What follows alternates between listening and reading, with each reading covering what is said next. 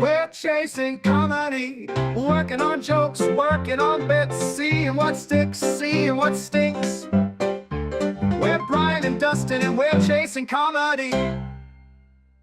Last time we were on, we all talked about it, right? We did mention it, but I didn't want to talk about it because I don't want to watch it.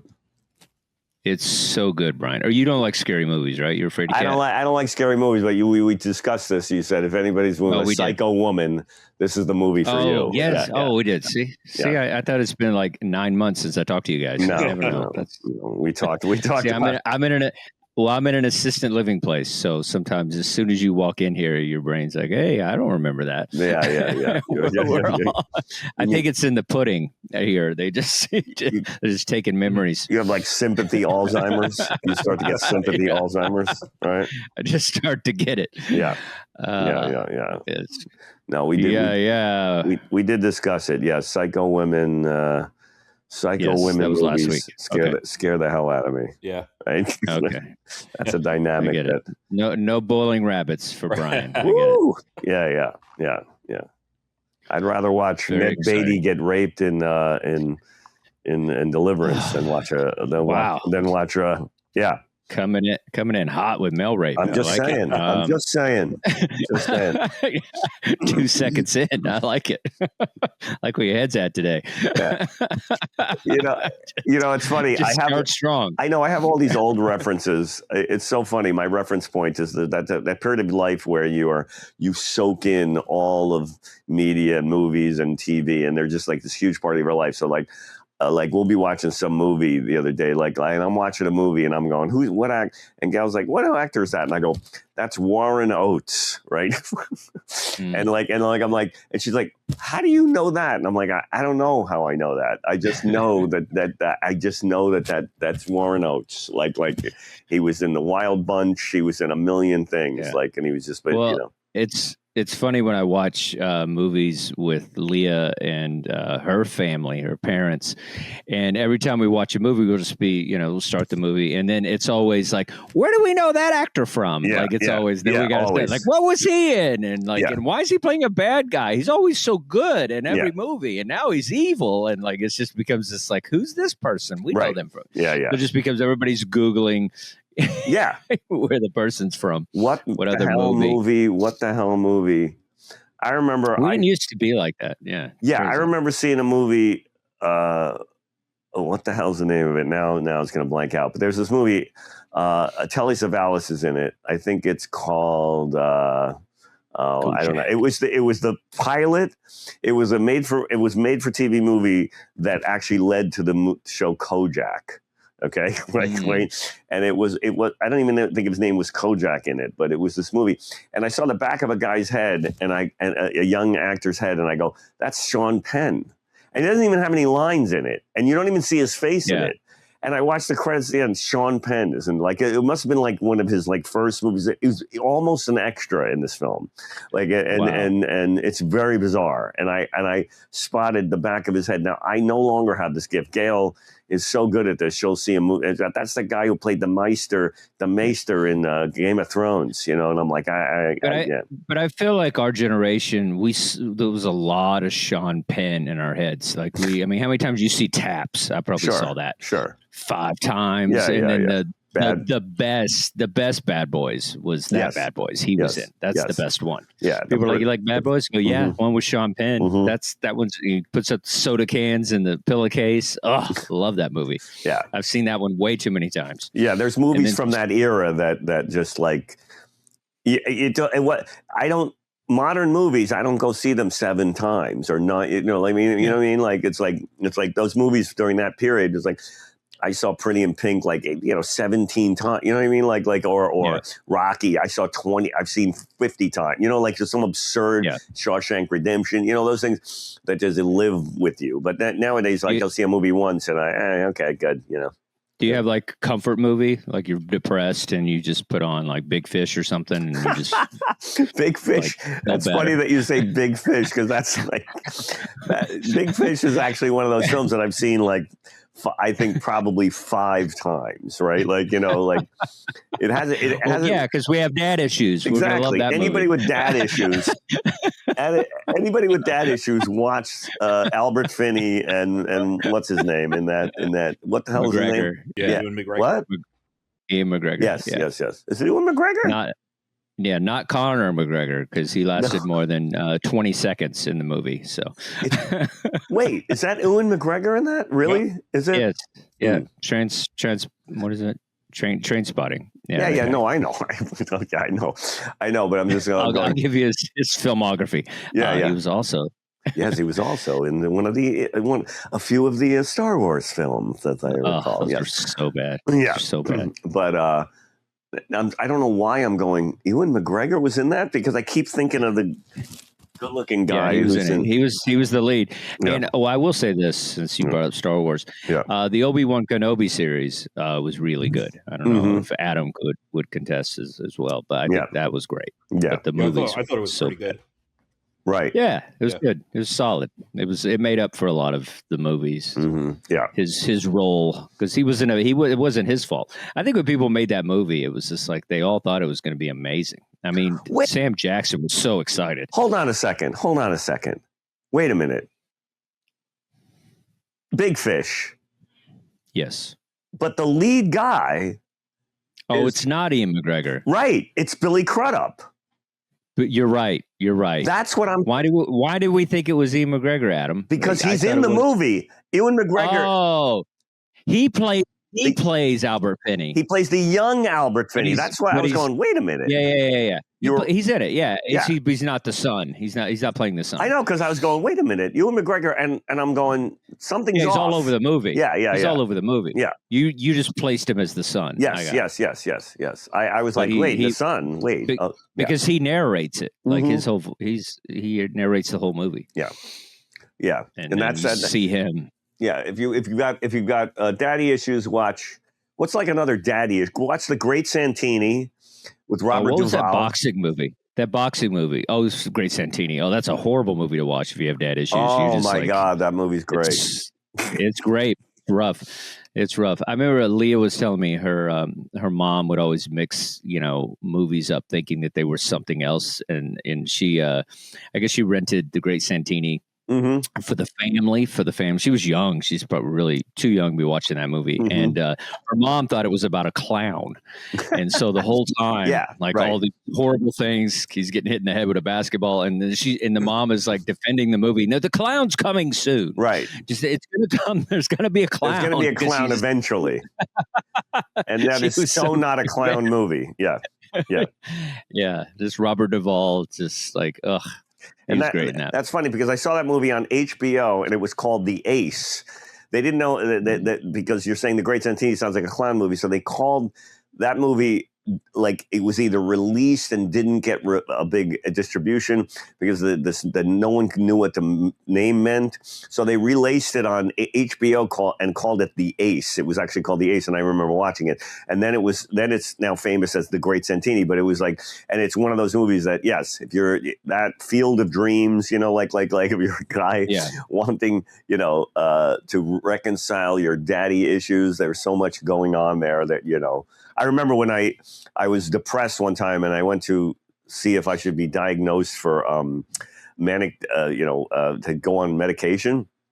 And I'll never forget this. The doctor, I went in and I was very against medication. I didn't want to do any of that shit because my brother was messed up on that stuff big time. So the guy said the questions, there's like 4 questions they ask you and they go, do you cry at movies? Right. Okay, like, are you sad in the morning? And I remember the superficial level of questions that they asked to determine whether you had a manic depressive illness and were they diagnosed you to put you on medication were so randomly meaningless. So and then I realized this is bullshit. You're just like completely. You go, because, are you sad in the morning? Yeah, I am sad in the morning. Do you cry at movies? Well, let me think. I saw the Field of Dreams and I think they're still mopping up the theater. Okay. Yeah. Okay. Does that mean I should go on Thorazine? What the hell is wrong? And they diagnosed me as this thing. So they gave me a script for that stuff. I don't know, Zoloft or something. I never took it because I thought this is nuts. I'm not, if you're a sensitive person and you have a soul, we've got to crush that out of you. You know what I mean? Yeah, Boys Don't Cry. That's the thing. Mm-hmm. Yeah. Oh, another daddy issue movie. What was the one where John Voight was a boxer? Remember Ricky Schroeder? Remember that? The Where he, Champ. The Champ. Yep. The Champ. Yeah, The Champ. The Champ. That's a classic. Yeah, That's yeah. a classic. Yeah. Daddy issue movie. And then dad just gets knocked out and dies. Yeah. It's like- You know what's funny? You know what's funny? There's a mod squad. Oh, here we go. There you go. Yep. That's it. Yeah. That is a really weird film, because I swear to God, I have like mixed feelings about that. Like looking back at Big Fish, because what you find out, like that the guy tells lies, right? Like, like he's like this liar, but then at the end you find out that some of it's true, right? Like, is that's the right? Is like, I remember the ending being kind of fascinating, because like they talks about a giant, and then the giant shows up at the funeral or something like that, like the and it's an actual person. And so, but there was something weird about the movie, and then at the end, the big thing is him telling his father, and he tells his father a tall tale, right? Like it's really like this fascinating movie. Psychologically. What I like about it is, like, most people in my family are pathological. And so it's kind of, and once in a while, my brother will say some crazy thing, and then it'll actually be true. And I'll be like, really? That actually happened? And then it's just like, and that's the whole movie is just like, he thinks his dad's just a liar. Yeah. And then he's just like, and then he's like, no, there's a 9-foot dude that used to hang out with him. Yeah. So, and he just shows up. I know. It just shows up at the end. You're like, hey, that's great. The bearded lady. Everybody's here. This is amazing. I thought my dad was just a lying psychopath. Now it's like, hey, this is all coming to true. That's amazing. There's a movie called Tex with Matt Dillon. I don't know if anybody's ever seen that. Not many people. Of course. You seen it? I'm from Texas. You saw Tex? Yeah. Tex is an amazing movie, because there's a thing in that movie. I don't remember much about it. There's a great thing in the movie where the kid feels like a bad kid because the father's always on him all the time, and the older brother is the good kid, and the father's like rips Tex, and Matt Dillon becomes like, and then he like robs a bank or something, or a store, and he gets shot, and then it comes out at the end that the father went to jail, the mother slept with another guy, and so he's not his actual kid, and he didn't, and Matt Dillon just thought he hated him because he was a jerk, like he thought he blamed himself for it, and the father, it suddenly comes out, no, you're not actually my son, and I tried to love you, but I couldn't stop myself from hating your guts because you're not my kid, and my wife cheated on me when I was in prison. And the thing is like it's actually this happy moment, because Matt Dillon goes, oh, so I'm not crazy. You did hate me for like a legitimate, and it's like this magical thing. Like it's psychologically incredibly sophisticated, because what happens is you think, oh, no, it's a terrible, sad ending. And what the truth of the matter is, Matt Dillon goes, thank you for telling me the truth. Like now I know why you hated me. It wasn't for some bad reason. It was actually legitimate, because you resented me because of that. Okay, now I'm not crazy. And that was like the happy ending of the movie. It's fascinating. Like it's the opposite of Big Fish. So I think all sons everywhere were just like, well, maybe you're just not my real dad. That's why you're such a jerk to me. I feel like Gen Xers, like, there's so many daddy issues that this generation has. I mean, I think, Twisted Sister videos were always about like the overbearing father. Mm-hmm. Oh yeah. The kid, he just wanted to rock. I don't know what the big deal was, and he wanted him to do push-ups and yard work. I don't know what was going on there, but that dad was always hilarious. Well, is it unique to Gen? You loser! You'll never amount to anything. Yeah, but is it unique to Gen X? Did we like what was? You know what I mean? Because what's the millennial Gen Z? The greatest generation, which are a bunch of lunatics in that freaking place. There's and then there's the baby boomers, who are the worst human beings ever. Right, which we all know that's true. But anyway, I would love to rip the boomers. Well, the boomers did more, and it probably did more positive, but we always just concentrate on the lane that they took, because they were, talk about activism and like the best music and like, I mean, they were getting stuff done, they were burning bras and getting rights and doing stuff, and then they just took a turn, and you're just like Reagan comes in, and you're just like, what's going on? Yeah, and it's like, but they were. I mean, in the beginning, it's I always say people are like, they were lame or whatever. They weren't lame at all. Woodstock in the 60s, and like, that was an amazing generation. Yeah, but it's like that thing where like George Carlin rips the boomers. He said they may, love is all you need to just do it. They became the consumer generation. They became the most self-absorbed group. They went from, collective engagement to total solipsism in a very short period of time. And I understand that. I mean, the cocaine did had something to do with that. Different things that were happening.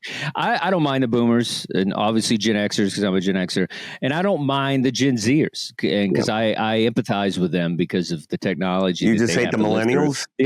Yes, I only hate the millennials because they're riding on our backs as Gen Xers. They always come after us, and it's just like, you wearing our T-shirts to concerts you never went to. You basically. I hate millennials more than anything. I don't mind the Gen Zers, and I was trying to write this bit where it's like, I feel bad for the Gen Zers because Gen Zers.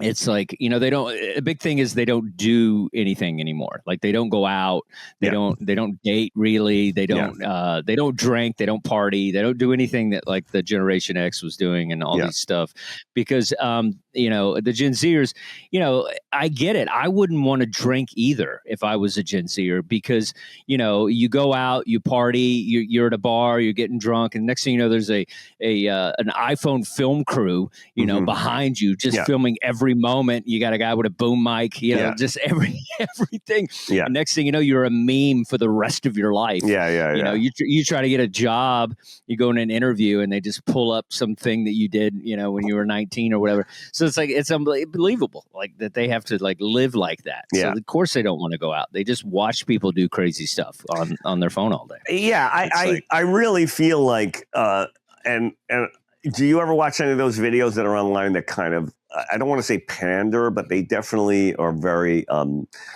ego stroking of Gen X. Like, because I love our generation. Like, I literally, no. Oh my God. I embrace it. We are the last analog keepers of the analog frame, Dustin. We are the last experiencers of the analog world. We are the bridge from I'm into all that, but I'm not into all the mental stuff that created, so many problems for us. I mean, it's just but that wasn't just talk about daddy issues. I mean, and all that stuff. Well, wait a second, but you're a weird animal because you had yours is weirder than mine. You had a dad doing voices and running around. Mine just partied and thought he was still 20. But yours was doing crazy stuff too. Yeah, but you had guns and prison and all this shit. You know what I mean? Like, I didn't have that. I just had a dad doing Jack Benny. Cereal, Yeah, but that's not weird. That's like, it's just, I mean, it's just as weird. It's just in a different way. I'm from Texas. Of course, there were guns involved. That's just location. If you grew up in Texas, you'd have guns. Your dad would be the cereal guy with guns. Yeah, like Your dad was Warren Oates. It's just right? location. Yeah. Location. Yeah, but I just think I still have a reverence for the fact that you and I could still read. We've been over this. We could still read a map. We could survive. We could survive in the wild. Whereas we are the last generation that could say that, because millennials and Gen Zers can't do any of that shit. They would be completely... But I might trade that for being able to write code. You know what I mean? Like, I'm just saying, the Gen Zers are pretty cool. I mean, they can do some cool stuff. They can hack into the Pentagon. That's pretty cool. God, yeah. we just watch a movie. What was that movie? There was that one movie with War Games. War Games. Yeah. Like, that always seems so fascinating to me. They could do that like that. Yeah. It's like we can't do anything. We can barely download an app. I gotta call Adam every other week just to figure something out. Oh, so how do I do this opus clip? You know, like yeah, but but Adam is like a Renaissance man of multi-dimensional knowledge, right? Okay. Yeah. Okay. Like I call as Adam one up. should be. Yeah, I know, but I know it's almost eerie because I'll call Adam and listen. How do I use this screw that goes in the wall here, and he'll know that, but he'll also know the complexities of Python, you know, like code or whatever. And I not don't to know take anything. Yeah. Not to take anything away from Adam. I love Adam, but No, then this is anybody 18 can do what Adam does because it's instinct. Wow, like they just know how to do it out of the gate. Adam had to learn how to do that. Believe Adam it or had not, to immerse himself in Zoom workshops, and he had to study. And he had to work his way through that. Yeah, but becoming Adam was not easy. Having being yeah. You know, right, Tell me I'm wrong, Adam. You know I'm right. Oh, you're completely right. Yeah, you had to learn it. He had to like absorb it. Yeah. I'm just saying it's kind of interesting how good they are with technology. Like my mom lives in this assisted living place, and I'm just so grateful. There's a 20-year-old that like helps them when there's some sort of computer thing or some phone thing, and he's just randomly there, and it's like he's like a god in this building, right? Because there's so many old people that can't figure out their phones, and so he's running Cisco, and it's like he is on call 24/7 to just like, you know, figure out how to get cookies off a phone or whatever it is. You know, that's funny. It's very funny. I don't know. My people who are but Adam has like a good heart, and he's a good guy, and he's grounded in the real world. We don't need to be stroking Adam. Yes, we do. Adam. Someone needs to stand up for Adam. Right. Someone needs to stand up for Adam here, and I brought him into your life. I love Adam, obviously. We all love Adam. Everyone on this show loves Adam. That's not the point, okay? I'm saying that the man's a multi-dimensional. For all I know, Adam could be a time traveler. For all I know, I don't even know. He's not a time traveler. He's a guy that signs up for classes. Yeah, that's what Adam is. Well, then I got to do that because it's not working. He's a learning man. He's a learning man. He definitely is. He doesn't know something. He figures it out. He seeks it out. Seeks it out. That's the difference. I know, but I don't have the attention span. I go to these things and I try to learn. He's not lazy. You know, he's a Gen Xer that's not lazy. That's the difference. Oh, thanks a lot. I'm a Gen Xer. I'm a Gen Xer. You're lazy. I'm lazy. We're comedians. Like, we're lazy. We can't do anything. I always want Adam to do everything. And then Adam's like, you know, I got stuff to do. I'm like, all right. I guess that won't be done this week. Okay. I guess I could do it, but Adam's so good at it. Right. That's when you're spoiled with somebody like Adam. You're just like, you know, you're just like, he can do it and it'll look better. Right. I do it. It just looks trash. Yeah. I got a new camera today. I got a 4K. It's a little better, right? A little better quality. I feel like a 4K. I didn't have a 4K before. I think that changes things. It looks better. Yeah, it does look better. Yeah, 4K. Yeah, I'm trying to step it up. Yeah, got a 4K for $20 on Amazon. Speaking of technological stuff, you look good. Thanks, buddy. What do we? So. I was actually going to call you because I need tattoo. How many tattoos you got? 1, 2, 3, 4, 5, 6. All right, because I wanted to write a joke about that was tattoo oriented, and as someone with no tattoos, I was kind of at a loss to come up with the proper terminology. But the joke is basically, you know, Graham Plattner in Maine had to drop out because he was accused of sexual assault. But before that, they were making a big deal about the fact that he had a tattoo. Right, that was like what, a totem for something vague. Do you know about this? The vaguely connected to the Nazis. What?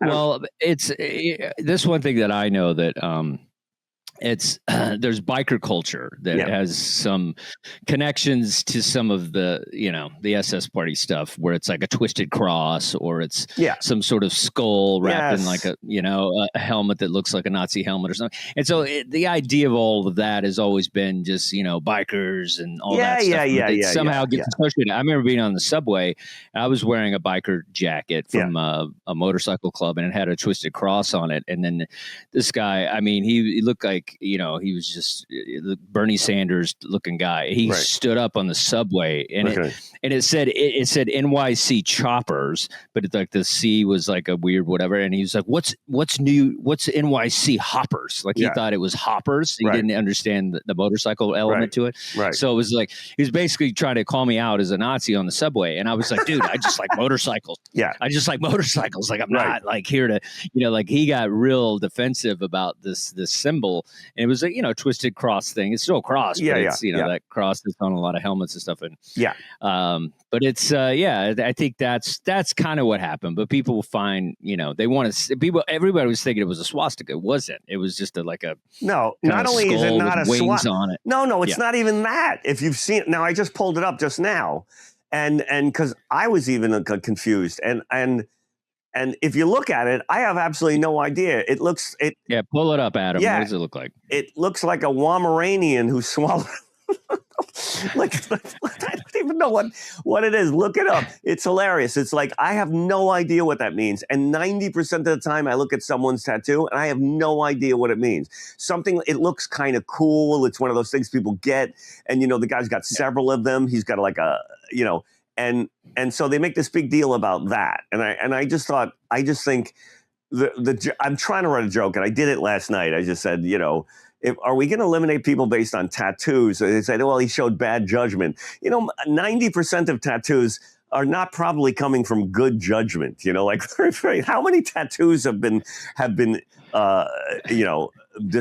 tattoo choices, how many tattoo decisions have been made that you would say were well thought out? Well, some are. Yeah, some I'm not saying none, but I have some. Like I have a half and half. Like I have some that are just like, I have like mud flap girls because I wanted to be a trucker when I was a kid. So I'm fascinated with big rigs and Smokey and the Bandit and all that stuff. Yeah. And then it's like my look is all country or whatever. So I thought 2 mud flap girls on both my arms would be kind of fun. So I got that. Yeah. I was drunk. Big Jay Okerson. We just went and got tattoos, and it was like a whole thing. Right. He got stars, then I got mud flap girls, and we were laughing about it and whatever. Yeah. And then I got stuff when my dad died and quotes from his favorite song. And then I got like a Choctaw Native thing. And then I got, I got my Leo, I'm a lion kind of thing. And I'm from Texas. So I got, the Longhorns. So if you're going to run, there is thought. There is thought in tattoos. So if you're going to run for the Senate, there you go. Yeah.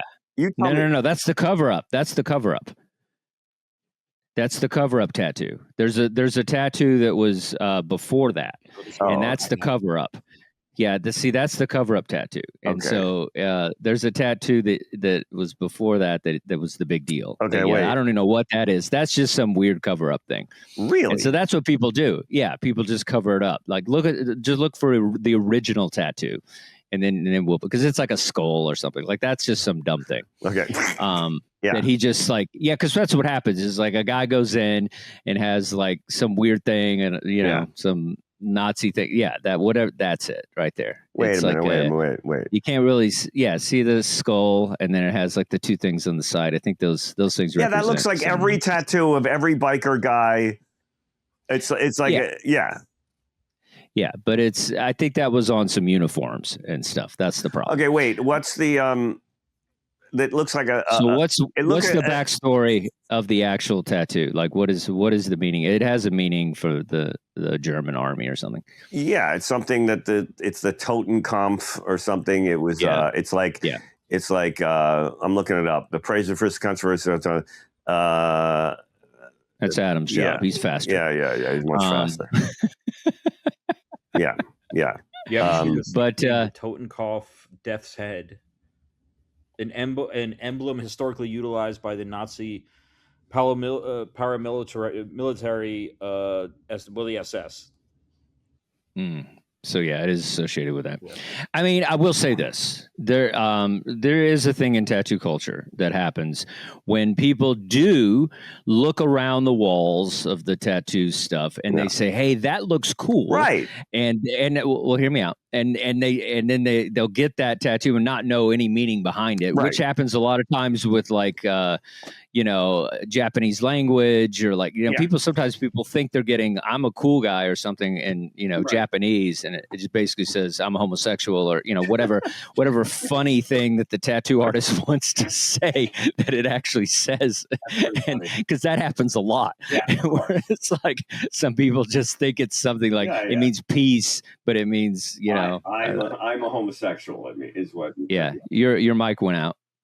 Oh, what? Oh. You're saying it means I'm a homosexual, right? Like, yeah, or something. Sometimes that does happen. People think, especially in like they'll go to Japan or Korea or something, get it in the language, and then it's like it means something else. So, which is a very funny thing. I love that a tattoo artist would do that. Like somebody comes to Japan and they want to get something, and they think it means. That's my point. Is like that's my point in that world of the tattoo world. There's a lot of weird dynamics, bad choices made. It's not all. And have you looked at tattoos that guys get? It ain't flowers and rainbows. You know what I mean? Like it's like half the time, half of that stuff is. That thing is the least scary thing I've ever seen on a guy. Like in a tattoo parlor. Well, I think there needs to be some sort of like we need a little more structure within the world of tattoo artists, where I think people should have. I think it should be a waiting period. I think you should. I think every tattoo artist should be like, okay, you want this? I want you to take this photo of this home, and then tomorrow, if you still want this on your forehead, then I will. I'm going to add that. I'm going to add that to my joke. The 5-day waiting period. Okay, because like every tattoo should have a 5-day waiting period, because the choices that people make when they originally. What's the proper way? We're teaching comics how to talk to each other. So what do you say? Can I have that? Go ahead, say it. Can I have that? Sure. Yeah, no problem. Well, I always take it for granted. If I'm working on a bit. Still gotta ask. I know. It's fine. You're right. It's fine. You're absolutely right. That is the proper protocol. I'm just saying. I don't mind at all. I know. But, No, I know. We do this all the time. But the point being that, like, whenever a comedian introduces a topic about a bit that they're working on, if I throw something out there, I assume that that's their bit, unless otherwise instructed otherwise, right? Like. Yeah. I get. I know what you're saying. But you're right. We're teaching young comics how to talk to each other. Yes, that is the proper. Thank you, Dustin, for teaching the kids how to properly politeness. The writing etiquette. But yeah, no, I think that's very funny. You should use that. And I think, but that's the thing is, and also, I think this is something that should happen in tattoo artists. I think they should explain what it is you're getting on your body. Yeah. Like, it's like, and that's the situation where I guarantee you the tattoo artist probably thought that guy thought it was just some biker thing, but like, this is affiliated with like, the SS or what, like he should have, whoever's doing that art should have been like, just so you know, this is the backstory on that thing that's going to be on your chest for the rest of your life. That would be really funny. Run for Senate. Yeah. That would be really funny. If you're ever planning to run for office someday. That should be one of the questions. A code of ethics. That's it. There should be a ethics within the tattoo parlor. Yeah, where there should be this whole thing. The waiting period should be one, and then the second should be like you get the full backstory of the things that you're putting on your body. You are required to explain. Now, what is that? And now if you look at that tattoo with the skull, what is that? Is that Mexican festival or something? The Festival of Death? Day of the Dead. Yeah, but what's it called? It's called something else. It's a phrase they call it, where that festival is and everyone has a tattoo of like a skull. And a skulls. I mean, skulls are like probably the most popular thing that men get on their bodies. But women get roses or whatever. Men get skulls. Like that's what's been happening for the past 40 years. Yeah, but you look at that Graham Plattner tattoo. I can't tell the difference between that and 90% of the stuff that gets put on Day of Muerte. Whatever that. What is it called? Well, first of all, it's a very bad tattoo, so you can't even tell that it's a skull. I had to see the actual like image it's supposed to be. I couldn't tell what that was. It looked like a big blob of black. Yeah, show that again. Could have been Darth Vader. Show that again. Darth Vader. Yeah, it could have been Darth Vader. That looks like Darth Vader to me. I can't tell what that is.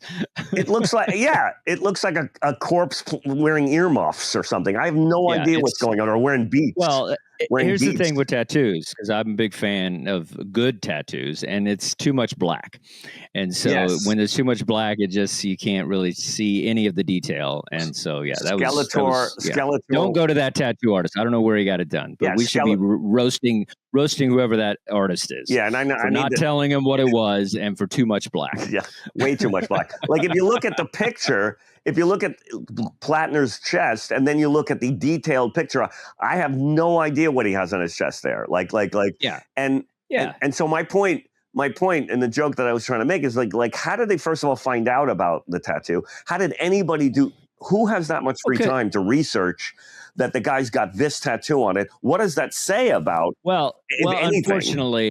unfortunately, what's happening in this culture that we live in is so many politicians are posing with their shirts off, and that was never before. I mean, you know what I mean? That was never like you never saw Reagan like with his shirt off with a thing like at the pool. Like I don't. It's like there's so much. Well, he was 80. There's something funny about anyway. That. Something funny about. Yeah. You never saw Al Gore, like just hanging out with no shirt on. So it's like God knows what these guys have. At least maybe they were just smart enough not to, have their shirts off. That's the thing. If you have some questionable ink on you, maybe don't like do that 4th of July photo on Instagram. Yeah. So I mean, he had to have some picture with his shirt off for somebody to like go crazy about it. Yeah, because I'm sure that's how it happened. Maybe it was this picture. I don't know, but it's like I'm sure there was some picture where he's like hanging out, like look at Putin that. on a horse. Look at the tattoo on his chest. What does that look like to you? It looks like the Star Trek Enterprise or something. I don't know what it is there from above. Yeah. It just looks like it's just a blob of black. I have no idea what it is, and so I'm not sure if that's the real reason we should be eliminating political candidates.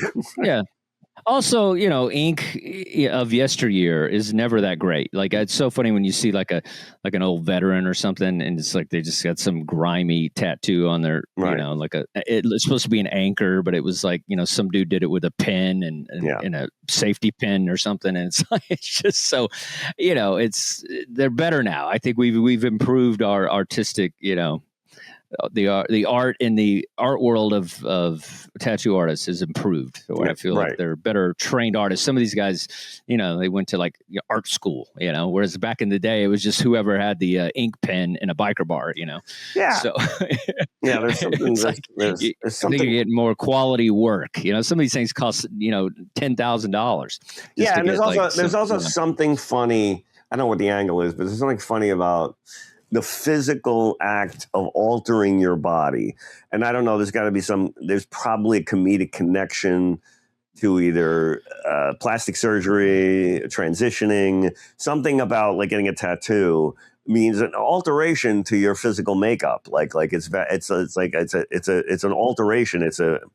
You're getting some tweaks done or something. I'm going to get painted over. I don't know what. There's something funny. Tattoos in general, there's something odd about the whole idea that I'm going to get this thing put on me permanently, like I don't know. A lot of depression, usually. Depression's there, alcoholism's there, bad boyism, I would call that a phrase of just kind of wanting to go against the grain. It was funny, I was on the Margaritaville cruise ship, which is just horrible. And if I hear one more Jimmy Buffett song, I'll put my head in the oven. But they had a tattoo artist, they had a tattoo parlor on the ship, and they were pushing tattoos the whole week. And I was like, who's just getting tattoos on a cruise ship? Well, who's getting tattoos on a Jimmy Buffett cruise ship? Because that demographic, that's smart though. That's smart because they know they're going to be wasted. And that's why they're doing it. It's true. Like, they're like, these people are wasted. They're going to be drinking margaritas as soon as they get on the boat. Yeah. So, hey, what's a dumb decision you make when you're drunk? Tattoos. Let's have a tattoo parlor. Okay. And then they had funny little like dolphins and stupid stuff that you could pick. I don't even know if you could get like a full tattoo. I think it was just whatever they wanted to give you. You had I think it was like 20 you could choose from. Okay. But well, it was like so stupid. Yeah. So, which begs the question: if you're going to do a joke about tattoos, what is the liquor reference that you would use? Now, obviously, Jägermeister is a go-to comedic reference that a lot of guys use, but I don't think it's the right one for this. So, what would be tequila? Tequila is a tequila, but what brand? Let's be specific for the kids at home. There's I mean, the kids aren't drinking anymore. No, so no, they no. don't, I they know don't that, but I'm saying I know that, but we're talking about They're not comedic. gonna care if it's what's that? Well, there might, John, tequila might be because it has the K sound in it. I'm talking pure comic dynamics here. Tequila is like tattoos. Patron is the fancy one. Patron is fancy, right? What's the other? Adam's a drinker. What's the other one? Don Huervo or whatever. What's that called? Cuervo, whatever. Cuervo. Is it Cuervo? Is that the only brand? I feel like there's another one. Mezcal. Well, there's Sammy Hagar's tequila. There's okay, so it's Cuervo. Well, but the question is for your kids playing Don at home. Cuervo. So Come on, Adam, you know this. You kids playing at home, the proper. You know, like liquor, you got to have the proper liquor reference when you go. Like the joke, basic parameters of the joke are, we're judging people on their tattoo decisions now to eliminate them from public office. No, there are very few good decisions made in a tattoo parlor. Okay, every tattoo decision involves blank, blank, and blank, and the one of them is and Jägermeister. You know what I mean? The punchline has to be a tequila, but I think specificity would be better. I mean, I feel like this is kind of funny to me. It's like everybody, usually, somebody gets like their child's face, and that's usually a guy that just lost custody, Right. Okay. So he can't actually have his child, so he gets it on his arm. That's funny. Like he lost full custody, so he's just like, any guy with if a tattoo of your kid is on your arm, and I'd say in 60% of those cases, you've lost custody. That's because you've lost custody. Yeah. Okay. That's the only place you're going to see the kid is on your arm because you can't, you actually have what is it? A restraining order or a protection? What's it called? Act of protection or a law of protection or a ruling of protection. There's a word, but there's something like a protection order against it, or you have to stay 500 feet from the kid, or what is it? Is that, come on, help me out here. There's a phrase when a parent is banned from seeing the kid. It's like there's an article of protection or an act. I don't know. You don't know. Okay. Just lost custody. Is what is it? The easiest way to. Just losing custody is the easiest way. I know what you're saying. Yeah. I don't know. A protection, order of protection. That's what I was looking for. Order of protection. That's the phrase. Yeah, order of protection. And there's also another thing where you're not allowed, on the premises or something like that. You're violating your probation. You're not probation, but you're violating the court order. You know what I mean? Like what's his name? David Tell had the greatest joke. I stopped drinking. I had did something, doctor's orders. I stopped drinking, court orders, right, based on court orders. Yeah. But whatever. Okay. Back to did we get the right name for the liqueur? Because I swear to God, it's like what liqueur goes with a bad tattoo choice? That's the simple comedic. Patron is probably the most popular. Patron's tequila. Expensive, so most guys who get a tattoo can't afford it. So, are you kidding me? That's the opposite. Oh, is it? I'm telling you, tattoos are like $3,000, dude. It's not. I mean, if you get like a crappy little one, I guess, but tattoos. You got to put some money into it. I know, but you have tattoos, Adam. Adam, do you have tattoos?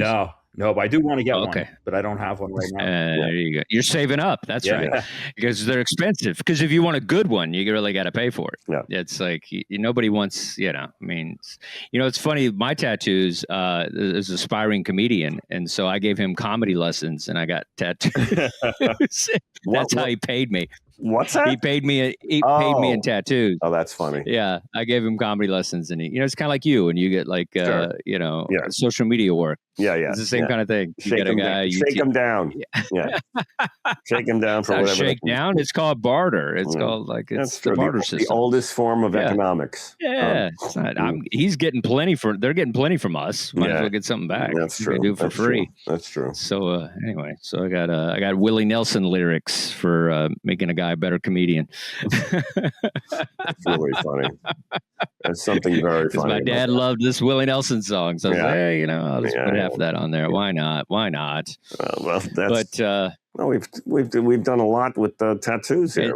And then there's the tattoo removal, which is a whole nother thing. Yeah, I heard that's even more painful than. the actual. Yeah, they burn it off. I thought about it, and then it's like, it's like one of those things where it's like, do you want to go through that? Yeah. But and then my whole thing is I would do it. Yeah, I would get them all removed. But are they really removed? Like, I want to see a guy that, like, I know Pete Davidson's getting a lot of his removed and stuff. Mhm. So it's like, I just wonder, because what's worse, like a tattoo that's like inked and you could see it, or you can kind of see it. Like, I think that's worse when somebody had all this work done to burn it off their body, but you could still kind of see it. The vague outline. Like yeah, that seems worse than just an actual tattoo. Right. Is just like just a little outline that you can kind of vaguely see. Like, I don't know. I think that's way worse. I wouldn't want that. Either get rid of it completely, or I'm just keeping it.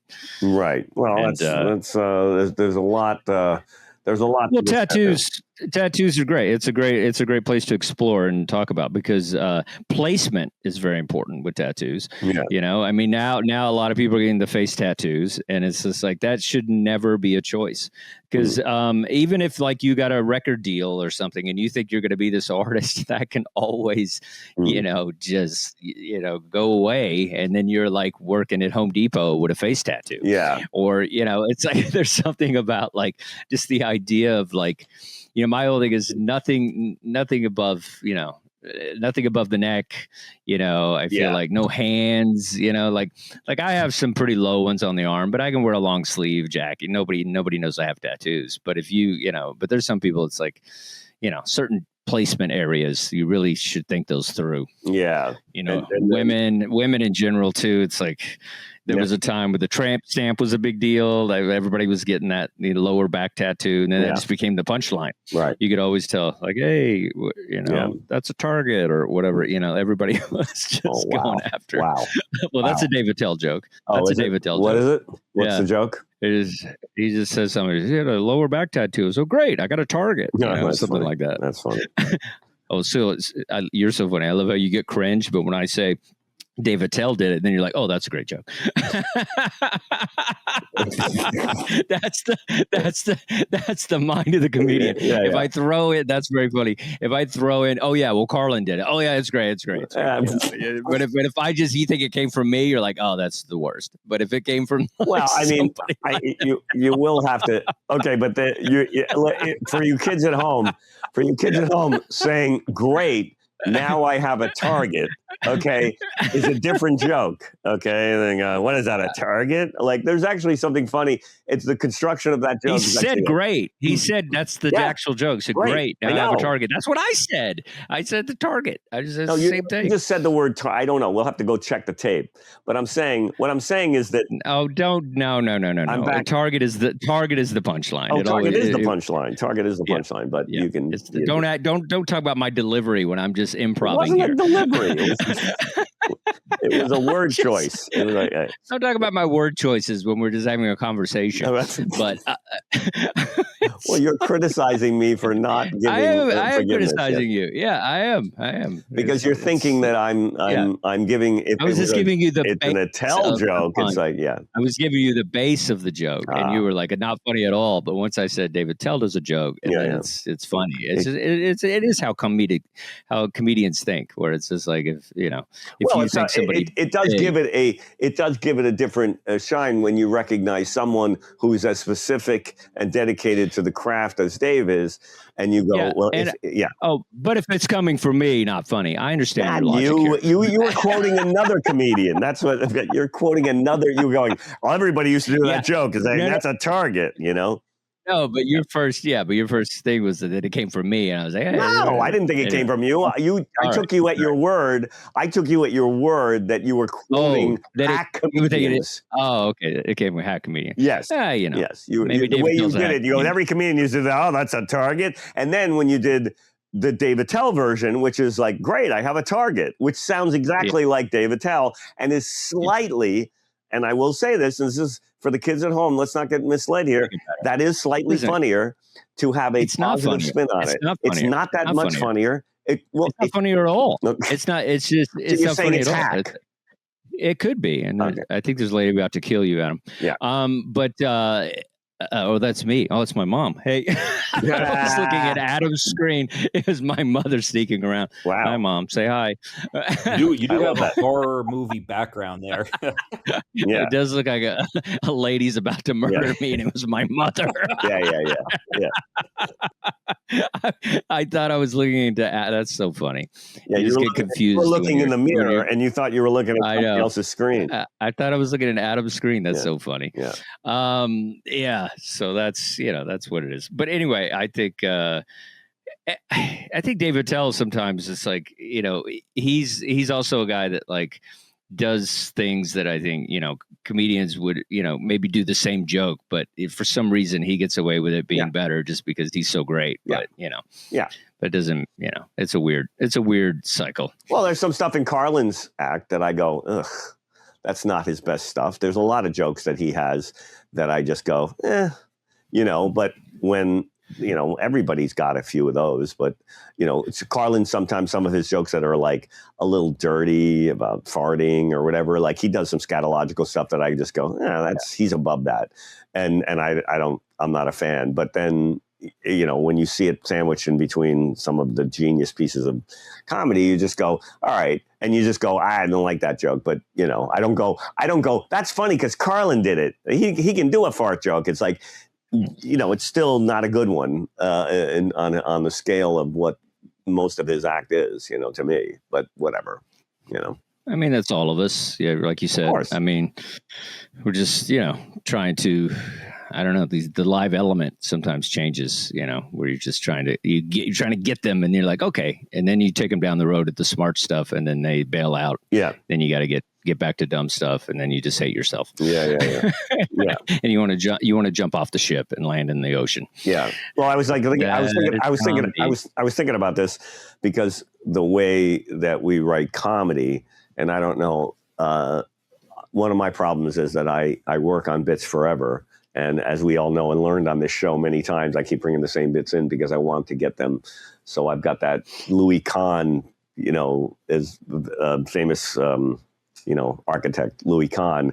He built 10 buildings, but they're all masterpieces, right? He only built 10, right? But they're all masterpieces. Whereas, other architects have built thousands of buildings, lots more, couple of, some great ones, some mediocre, some really bad, some much better than others. And I'm sitting here and I always like to think of myself like, oh, I'm Louis Kahn. I'm doing that. But, but I think I'm just a pathological perfectionist. But I like the fact that I have these epic pieces that I've worked on forever, and they're good because I worked on them for a long time, but it's also a detriment because I'm like bringing in the same bits and just tweaking them and tweaking them and tweaking them and tweaking them over and over. And I like doing that. Whereas writing a new topic, a new thing, like the tattoo thing, it's like, okay, now I got to work on this. Is there something really deep here that I can explore? Whatever. It's just interesting. Well, I love your confidence. The fact that you refer to your bits as epic. Yeah. I mean, that's. I just wish I could have that confidence. Of calling myself epic. There's a couple pieces. There's a couple of pieces I have that I can proudly say that's a fucking damn solid piece of comedy right there, right? Like that is an epic piece of comedy. I have no problem saying that about. Like 4 bits I have, I think that I will actually say that about, Yeah. Really? Wow. That's, I got to take some of those confidence pills. Hey, what was that? What women want? What women want? What women want? And CNN guy, I will put right up there with anything out there. Okay, I will put them up there because I worked on them so hard and for so long that there's not a word I would change in any of those. But then the rest of them, I go, okay, that's good. That's good. That's good. That's not Freebird. That's not Stairway to Heaven. You crank out a few of those and you go, all right. I want everyone to be Stairway to Heaven, but they're not. So, yeah, but the problem with Stairway to Heaven is like people are tired of hearing it. Yeah. Well, all right. Well, it comes on every time it comes on the radio. I'm like, this is a good song, but I don't know if I can do it again. There's been so many. That's the thing with music, and it's just like so many great songs like that. You're just like, this is one of the best songs ever written, and you're like, ugh. If I hear there's a song like Stairway to Heaven, which you go, okay, am I sick? But then there's like stuff like, I don't know, Won't Get Fooled Again, which when I hear it, I still like it, you know, like whereas Stairway to Heaven feels somewhat played out, but Won't Get Fooled Again. Is that played out? I mean, It is. It is. yeah, but I mean, played is out it as because played out as you know what? Stairway to Heaven? Probably more so because it's on CSI as their intro song. Oh, all right. Well, okay. How about Bob O'Reilly then? Jesus. Okay. Right. Okay. But that's the thing. But I'm serious. It's on like every time you turn on CSI, that song pops up. No, that's true. So it's like because they sold Well, I their don't watch soul CSI, so I didn't for know like that. Right. for $4 million a year or whatever they get from that song. Yeah. But you know, I get it. You know, sometimes you gotta pay mansion rent. Yeah. This has been a fun show. I like the show. It's fun. We went off topic. We didn't really get. You got a lot of tattoo stuff. What about the robot? Do we have a robot? We have a wheel. What do we got today? Do you have a robot? All right, we'll end with something. We'll wheel it. See what we get. All right. I bet it's going to be IKEA. It might be. All right, spin the wheel. See what we got.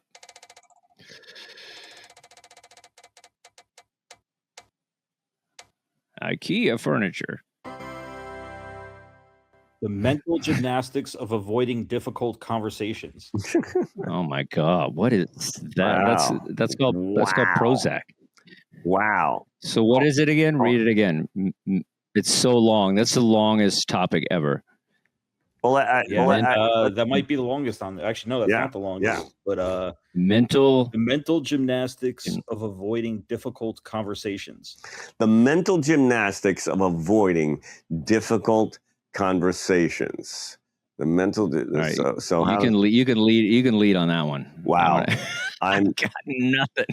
Well, I mean, avoiding conversation. I mean, I think like I get a lot of stupid conversations. You know, I'll get into like a conversation with someone about like, you know, about my hat being a fedora or not, or you know, some cowboy hats, you know, conversation or something stupid.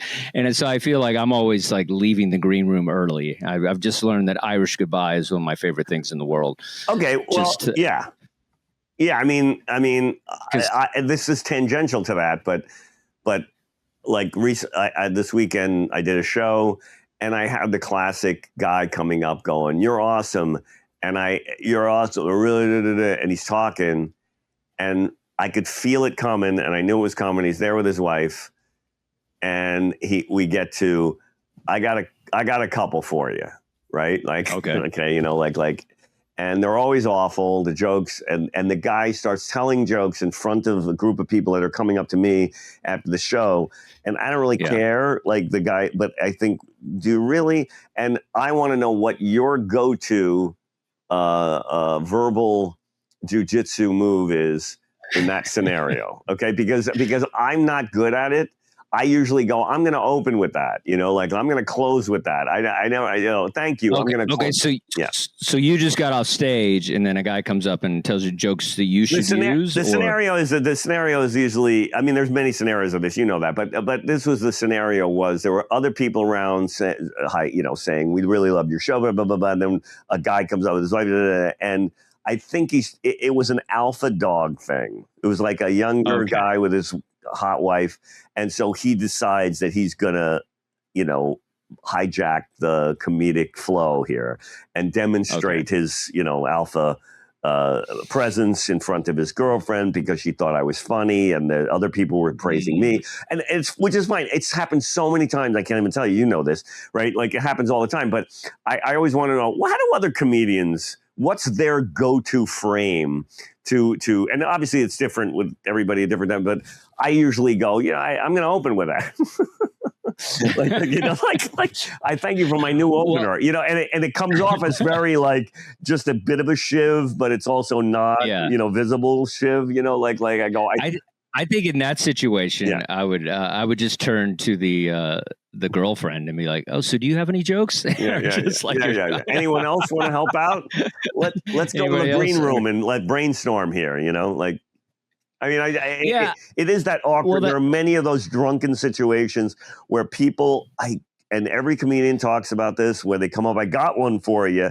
And it's just like, really? Like, we really got to go through this, I got to listen to your long setup to a knock joke. You know, it's always like, you know, a guy goes to it's like never anything good, you know, like obviously. And it's not one that he wrote. It's obviously one that he heard. And so, yeah, I'm going to weave that in, you know, and I just don't know. I think this is my go-to when somebody comes up and says something like that. I usually just go, comedy's hard, man. And then I just walk away. I usually, that's one I'd use a lot where I'm just like, comedy's hard. What am I going to tell you? Wait. So you basically are saying to the guy, you're basically saying that joke sucked and this joke and comedy's hard. Yeah. You don't laugh I just or say anything. comedy. I kind of just do a little, people know I'm being silly, but I don't, I just so comedy's hard. That's not silly. That's ruthless, right? Yeah, but I'll say comedy's hard. And if they do it from the audience, I'll say that. Or if they do it after the show. The audience, I get that. Yeah. And they always want to, my favorite is like they'll, just want to tell you some dumb story that happened to them at work. That's very specific to them. Yeah. You're like, I'm going to put that in my act. I don't work at Holiday Inn. Like, why am I going to like pretend like that's my story? And they'll just say some dumb story that happened to them at work. And they think that I can put that in my act. Yeah. And make, that's the worst. Going to be my... That's the worst. That's the worst. That it's bad enough when the people come up and say, I got one for you. But the worst framework is the one where the guy goes, I'm funny at work. Like the other day, this guy, and I said this in that specific scenario. And you go, and there's this long drawn, and like a guy was on the assembly line, and I came up with this line I said off the top, and it's like this ridiculous thing that you just go, okay, this once in a blue moon scenario came up that you had a semi-humorous line that worked in that particular situation, and that it demonstrates your comic prowess. Okay, it's like Well, what's funny about that is like when the guy says like I'm funny at work, like no, I'm funny at work. Yeah. Let's I hate get that out of the way. But that's funny. Yeah, I think you could be a little rude, especially if they're drunk. You could be rude, just not, but just don't engage. You got the walk off is everything. Like I was saying with the Irish goodbye, I've learned that I like doing the Irish goodbye mid conversation. I think that's a great way to do it. You're just like, I gotta go and just leave. I'm a big fan of leaving the situation. That's really funny. I think the more you let people talk, the more annoyed you're going to get. Yeah. So I'm a big fan of like, hey, I got to go. My favorite thing about having dogs, I just, I got the dogs, man. I got to get out of here. I got these two dogs at home. I got to feed them. I got to come up with some fictional dogs. Yeah, pretend you have a pet. Yeah, I got a lizard I got to feed. Like, I got to get out of it. It's good the for monitor everything. Lizard. My Komodo dragon. I got to go. My Komodo dragon has it eaten in 2 days. There's a cat next door. I'm afraid he might break in. Whatever. Say anything to get out of a conversation. Good. There you go. They mean well. They mean well when they come up. Of course, I know. But they alcohol, mean well. Sometimes they just want to, and they want to, they just want to have the interaction. Yeah, but there's that. I understand that. But there's a subtext to that, which is that I'm coming up to you, and I'm going to now, it's kind of like I'm going to come up to you now, and I'm going to like one up you, and I got one for you. It's kind of like really like. That's incredibly presumptuous, like of anybody to do that, and we all know that. And I know people go, "Oh, they're just being nice. They're just being." It's like there's I don't know. It's just like one of these things. It's like that's like really a social faux pas. If you're going to come up with somebody, hey, listen, Steph Curry, I got some dribbling tips for you. You know what I mean? Like I saw the shot. Have you ever tried this? Have you ever tried pushing off your left leg and spinning? It's like, look, I'm not Steph Curry over here, but okay. But I am a professional at this, and it's like there's nothing. Well, that's the thing. We barely like it when it's another comedian, alone a guy that's like working at the car wash. You know what I mean? Like, at least with the comedian, he's been on stage. Yeah, he can kind of come up and be like, "Hey, this tag would be good for that joke." But when it's a guy that's never grabbed a microphone, it's because people think comedy's incredibly easy. They think it's just you can make somebody laugh at 7-Eleven. You can. But just do it in front of thousands of people. Just the fact that you said the word car wash, okay, is the operative reference in that joke, right? Like if you didn't say car wash, that was you would be making a point. But the fact that you said it, much less a guy working at a car wash. To me, Well, guys at that car washes elevates think they're that. very funny. Exactly. Man at car wash. It's like There's a lot of downtime. Yeah. But car wash to me is you got a K sound. It's 2 syllables. It ends on the downbeat. It's perfect. Right? It's one of my favorite movies too. I love the old car wash movie with Carlin's in that, Richard Pryor's in that. Yeah. Like that's great soundtrack. Franklin Ajayi is in that, I believe. Who's Franklin Ajayi? Who's that? Oh my God! Come on, hey Google. I probably know the face. Pull up Franklin Ajayi. No, you got to do this for all you. Franklin Ajayi. Pull up Franklin Ajayi. Adam, pull it up. Adam, you come on. I'm not getting this. You're I know a comedy I know the face. nerd. Okay. Oh yeah. I know. Okay. Yeah. I got it. Yeah, I know that guy. You talk about a guy that was on everything in the from Merv Griffin. The guy was like on every. He was like one of the original first. Did he die tragically or something? Because I feel like he was very popular in the 70s. No, he's still alive. But he was in Car Wash. He was in Car Wash. He was in the jazz singer. I think I saw that. Yeah. Okay. Yeah. I know that face. Stir Crazy. He was Hollywood Shuffle. Stir Crazy. Yes, I remember him in Stir Crazy. Yeah. But he was on. He was a stand-up. He was on Tonight Show. I don't know if was he on the Tonight Show? He might have been on the Tonight Show. But he was on everything. It's all coming back. It's just. I got. There's very few comics that got Franklin Ajayi in their repertoire. Like it's definitely a rare name.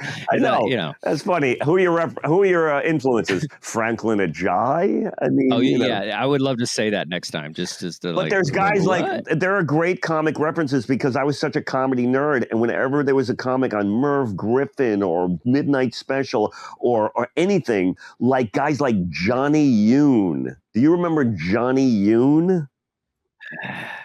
Pull up Johnny Yoon, and then we'll end this thing, okay? Pull up Johnny Yoon. Y-U-N-E. Johnny Yoon. Johnny Mom's Yoon Mabley. was the first Flip Wilson. Oh, my God, exactly. That era. Johnny Yoon. First Asian comic I ever saw. I think I was like 7 watching Merv Griffin, but I got some of those guys. But here, watch this guy. Oh yeah. He would walk on stage and he'd go, "Hello." That was his opening line. Okay. Yeah. These are like. Oh, he was in a Bruce Lee movie. That's exciting. Cannonball Run. Yes. Oh, he was the guy in the Japanese car. Yeah, I remember that. Yep. Cannonball Run. One of my favorite movies of all time. I would put that top 10 childhood movies. Yeah. That's why I'm a Steelers fan, because of Terry Bradshaw and Mel Tillis. And there's a movie here. Stuttering singer. Oh, scroll down, Adam. Nothing in Common. Oh, what a great movie for if you got daddy issues. Tom Hanks and Jackie Gleason. Oh, another daddy issue movie. Watch that movie, written by a comedian, a comedian from the 70s. Yes, I remember that. Yep. Yeah. Who wrote that? Click on that. Who wrote it? What's his name? A comedian. He famous stand-up, wasn't it? He was a stand-up comic, right? But nobody you would know. Click on that. See who wrote it. Can't remember who wrote blanking. That. Gary Marshall directed it. Okay. Obviously. Rick Podell? No. I don't know. No. Michael Preminger? Michael Preminger was a comedian. Michael Preminger was a comedian. Another one I don't. I mean, all these great comics, you just they did all that kind of stuff. They wrote movies and stuff. You just don't, and that's the thing. They used to have so many shows like Merv Griffin and, the Tonight Show. That movie is epic because it shows that this father and this son, and they're supposedly so different and they have nothing in common. And then as the movie goes on, you realize that, Tom Hanks is exactly who he is because of his dad, and he has the same charm and everything that his dad once had and everything else. And it's fantastic. Watch that movie, everybody.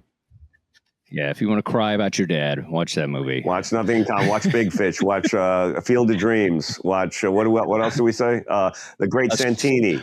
Well, I mean, the greatest daddy issue movie of all time is Star Wars. I mean, talk about dad issues. Yeah, but I don't think of it. If you, okay, you can. What are you talking about? Darth Vader was his dad. How's that not a daddy issue? Absolutely. There were some serious issues happening. He gave him everything. He gave him the Force. He gave him these powers. Yes. But he was also this evil guy. So he had to fight between those two feelings. I am your father. Yes. Dude, when we were kids and they pulled off the helmet and the whole thing, that scarred me Oh forever. yeah. Yeah. It was like, that was very traumatic Yeah, when very much. we found out that Darth Vader was his dad. And Yeah. then Princess Leia was his sister. He'd already kissed her. That was weird. Yeah. That was very creepy. It's like a white trash space odyssey. Yeah, exactly. Happening. Damn. Yeah, a lot to unpack there. All right. So write those tattoo jokes, kid. Yep. And we'll see you here next time. Thank you guys for listening. Chasing Comedy. We chased it today. Like and subscribe, share. Like and subscribe. Share it with your friends. We're available on Spotify. We're available on Apple Music. We're available on Amazon Music. Wherever your podcasts are served. eBay. It's not eBay. There's no eBay. Etsy. MySpace. Commodore 64. Tumblr. Anything. Tumblr. Stock Exchange. Yeah. We're on Robinhood. Whatever we're on Robinhood. Yep. Well, folks, that's our show. It's time for us to go. Make sure to follow us, give us a like, drop us a comment, and always subscribe. We're Chasing Comedy on all the socials. We hope you had a gas, had some laughs, and maybe you learned something too. Until next time, we're Brian and Dustin, and we're Chasing Comedy.